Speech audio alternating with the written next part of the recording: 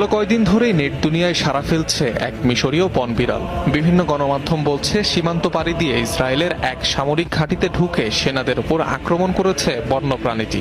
বনবিড়ালের কামড়ে গুরুতর জখমও হয়েছেন বেশ কয়েকজন সেনা সদস্য। এরই মধ্যে সামাজিক যোগাযোগ মাধ্যমগুলো এ ঘটনায় সয়লাভ। বলা হচ্ছে মিশর সীমান্তবর্তী হারিফ পর্বতের কাছে অবস্থিত ইসরায়েলি ঘাঁটিতে হয় এই ঘটনা।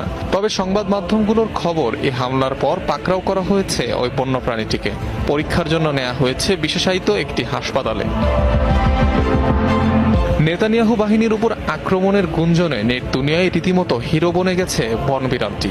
মজার ছলে ইসরায়েলি হামলায় নিহত হামাস নেতা ইয়াহিয়া সিনওয়ারের সঙ্গেও তুলনা দেয়া হচ্ছে প্রাণীটিকে। বলা হচ্ছে যা বহু ক্ষমতাধর আরব নেতা করতে পারেননি তা করে দেখিয়েছে সামান্য এই প্রাণী।